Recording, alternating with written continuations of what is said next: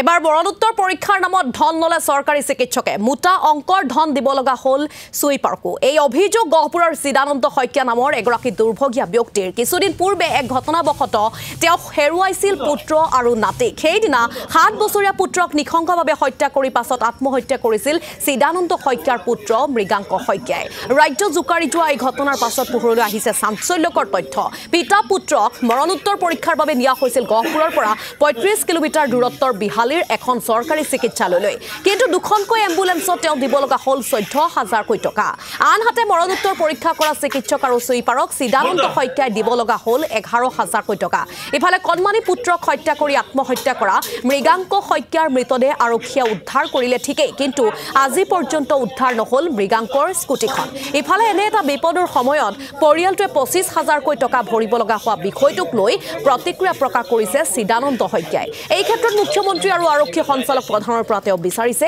উচিত তদন্ত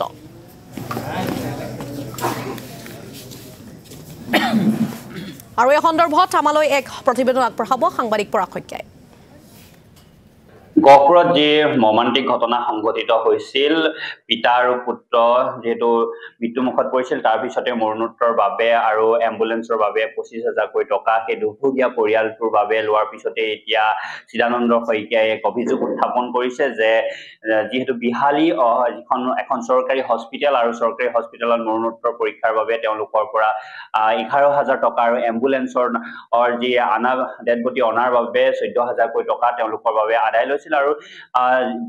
যেহেতু তেওঁ পুত্ৰ মৃত্যুৰ পিছতে এখন স্কুটি লৈ ঘৰৰ পৰা ওলাই গৈছিল স্কুটি লোৱাৰ পিছত কিন্তু স্কুটিখনৰ যি সন্ধান আৰক্ষী প্ৰশাসনে তাৰ কোনো তদন্ত এতিয়ালৈকে কৰিব নোৱাৰাত এতিয়া ক্ষোভিত হৈ পৰিছে পৰিয়ালবৰ্গ আৰু ইয়াৰ মোৰ লগত এতিয়া চিদানন্দ শইকীয়া আছে মই কিছু কথা মই পাতিবলৈ যত্ন কৰিম যদি আপুনি অকণ উঠি দিয়ে এই ঘটনাটো কওকচোন কেনেদৰে সংঘটিত হৈছিল যেটো আপুনি 14000 টকা এম্বুলেন্সক দিছিল আৰু 11000 টকা মৰণোত্তৰ পৰীক্ষাৰ বাবে চৰকাৰী ডক্টৰক দিয়া বুলি আপুনি এক অভিযোগ উত্থাপন কৰিছে এই ঘটনাটো মোক অকমান জনাবচোন যোৱা 7 নৱেম্বৰত যিটো দুৰ্ঘটনা হ'ল তাৰ পিছৰ কথাখিনি অকণমান মানে আবেগিক হ'লেও ক'ব লাগিব কাৰণ পিছদিনা যেতিয়া আগদিনা মোৰ নাতিটো যেতিয়া মানে মৃত অৱস্থাত থানাতে তেওঁলোকে ৰাখে পিছদিনা বাপেক মানে মোৰ ল'ৰাৰ যেতিয়া ডেড বডি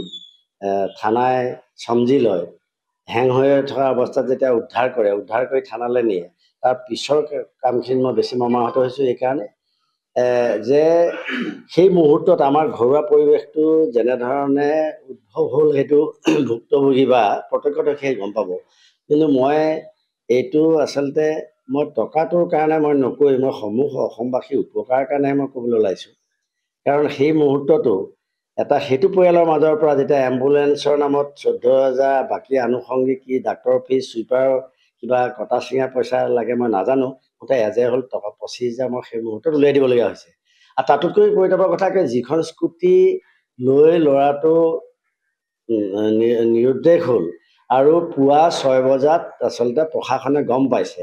তেওঁ অনুসন্ধান কৰিছে নাই মই নাজানো কিন্তু ৰাস্তাৰ কিনাৰত সি নিজে আচলতে ধৰা দিয়া নিচিনা এটা কাম কৰিলে কাৰণ ইয়াত হেং হোৱা মানে এটা চাদৰ ওপৰত ৰাস্তা নেশ্যনেল হাইৱে কিনাৰত গতিকে সকলোৱে জনাকে সি আচলতে এটা কাম কৰিলে তাৰ পিছতে তেওঁলোকে কিন্তু দায়িত্ব সামৰা বুলি মোৰ অনুমান স্কুটিখনৰ কথা আজিত পৰ্যন্ত আজি 13 দিন উকলি গ'ল আজিলৈকে কিন্তু পুলিচ প্ৰশাসনৰ কোনো ধৰণৰ ইয়াত ইনিচিয়েটিভ মই নেদেখিলোঁ মোৰ সন্দেহ হয় যে স্কুটিখনৰ লগত কোনোবা নহয় কোনোবা ইয়াত জড়িত হৈ আছে নহ'লে স্কুটিখন ওলাই হয়তো কিবা এটা কালপিত ওলাব পাৰে কিন্তু মই ভাবিবলৈ বাধ্য হ'ম যে সেই স্কুটি যাৰ হাততে নাথাকক তেওঁলোকে হয়তো পৰিকল্পিতভাৱে মোৰ ল'ৰাটো তেনেকুৱা এটা অৱস্থাত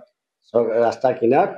পলমাৰে সকলোৱে দেখাকে থৈ গৈছে সেইটো কাৰণে মই অতি মৰ্মাহত হৈছোঁ আৰু সেইকাৰণে মই বিভাগীয় কৰ্তৃপক্ষক ডিজিপি মুখ্যমন্ত্ৰী হোম মিনিষ্টাৰ স্বাস্থ্যমন্ত্ৰী সকলোকে প্ৰতি মই আহ্বান জনাইছোঁ যদি সাহস আছে আপোনালোকৰ যদি সঁচা আপোনালোকে দেশৰ সৈতে কাম কৰিছে তেতিয়াহ'লে মুকলিভাৱে কওক যে আৰক্ষী প্ৰশাসনত যে এম্বুলেন্স সেৱাটো আপোনালোকে দিছে নে নাই আৰু স্বাস্থ্য বিভাগে কওক যে এনেকুৱা কাৰণত চৰকাৰীভাৱে আমি তেওঁলোকৰ ব্যৱস্থা কৰা আছে এইটো তাৰ কাৰণে মই আহ্বান জনাই মই আজি সংবাদ মাধ্যম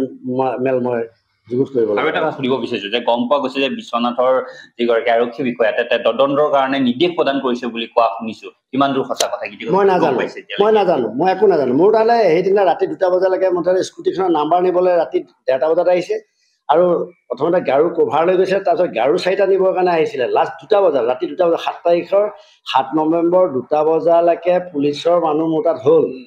তাৰপিছত 8 নৱেম্বৰৰ পৰা যেতিয়া খবৰটো তাত ওলাল, নিজে নিজে ধৰা দিয়া নিচিনা হ'ল, মোৰ বোধে নিজে নিজে ধৰা দিয়া যেনিবা চাৰেণ্ডাৰ কৰিলে। তেনেকুৱা এটা পৰ্যায়ত কিন্তু কি ইনিচিয়েটিভ ল'লে মই আজি তেখেতে গম নাপায়। মই অতি মৰ্মাহত হৈছোঁ। আৰু বিশেষকৈ মই এইটো এটা মই আপোনালোকক গোটেই অসমবাসীয়ে জানিবৰ কাৰণে কৈছোঁ, কাৰণ অসমবাসী এটা হৃদয় পাই যোৱা এটা দুৰ্ঘটনা মোৰ পৰিয়ালৰ ক্ষেত্ৰত হ'ল, মোৰ ক্ষেত্ৰত হ'ল, যাতে এনেকুৱা এটা দুৰ্ঘটনা সংঘটিত বাকী পৰিয়ালৰ ক্ষেত্ৰত নহওক। আৰু সেই কাচিত ক'ৰবাত হ'লেও যাতে আৰ্থিকভাৱে যাতে কোনো এটা মানে ক্ষতিগ্ৰস্ত পৰিয়াল নহওক, যদিহে চৰকাৰী ব্যৱস্থা আছে, যদি নাই মোক ক'বলৈ জানো। হয় নিশ্চয়কৈ পৰাগ শইকীয়া, আপোনাক এই মুহূৰ্তত আমি ধন্যবাদ জ্ঞাপন কৰিছোঁ। ইফালে ঘটনা সন্দৰ্ভত বিশ্বনাথ জিলা প্ৰশাসনে তদন্তৰ ঘোষণা কৰিছে। দণ্ডাধীশ পৰ্যায়ৰ তদন্তৰ নিৰ্দেশ জিলা আয়ুক্তৰ। 7 দিনৰ ভিতৰত তদন্তৰ প্ৰতিবেদন দাখিল কৰাৰ নিৰ্দেশ প্ৰদান কৰিছে জিলা আয়ুক্তই। ইফালে সুকীয়া তদন্ত ঘোষণা কৰিছে বিশ্বনাথ জিলা আৰক্ষীয়েও। অতিৰিক্ত আৰক্ষী অধীক্ষকক তদন্তৰ নিৰ্দেশ জিলা আৰক্ষী অধীক্ষকৰ। 3 দিনৰ ভিতৰত প্ৰতিবেদন দাখিলৰ নিৰ্দেশ প্ৰদান কৰিছে জিলা আয়ুক্তই। ঘটনা হৈছে এজন গহপুৰৰ বাসিন্দাই তেখেত মানে আপোনাৰ নিউজ মিডিয়াৰ থ্ৰু দি তেখেত কৈ আছে যে তেখেতৰ পুতেক আৰু নাতি মানে তেওঁৰ পুতেকে তেওঁৰ ল'ৰাটোক মাৰি পেলাইছে আৰু তেখেত নিজেও আপোনাৰ ছুইচাইড কৰি তেওঁৰ মৃত্যু হৈছে। চ' বেচিকেলি তেখেত আমাৰ পুলিচ প্ৰশাসন বা আমাৰ ডক্টৰক দোষ দিছে যে তেওঁলোকে যেতিয়া পষ্টমৰ্টেম কৰিবলৈ বডিটো লৈ আহিছিলে, পুলিচ প্ৰশাসনে বহুখিনি তেখেতৰ পৰা পইচা ডিমাণ্ড কৰিছে বুলি, 25,000 ডিমাণ্ড কৰিছে বুলি কৈছে। তাৰ সত্যতাখিনি প্ৰমাণ কৰিবলৈ মই ইতিমধ্যে আমাৰ ADC লেভেলৰ এটা এনকুৱাৰী ইতিমধ্যে দিছোঁ, পুলিচৰ এগেইনষ্টতো এনকুৱাৰী দিছোঁ। আৰু আমাৰ ডক্টৰৰ যিখিনি ডক্টৰৰ ওপৰতো তেওঁলোকে তেখেত এটা মানে অভিযোগ দিছে যে ডক্টৰৰ পইচা বিচাৰিছিলে। চ' গতিকে এতিয়া মই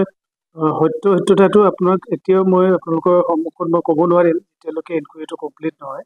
এনকুৱাৰী উইদিন মোৰ 7 days মই তেওঁলোকৰ এনকুৱাৰী যিখিনি পাই মই ৰিপৰ্ট ছাবমিট কৰিবলৈ দিছোঁ। আৰু পুলিচৰ ফালৰ পৰাও তেওঁলোকে এটা এনকুৱাৰী কৰিছে, মোক ইতিমধ্যে SP জনাইছে। চ' গতিকে আমি নিশ্চয় এই 2 দিনৰ বা এই সপ্তাহৰ ভিতৰতে তেওঁ যিটো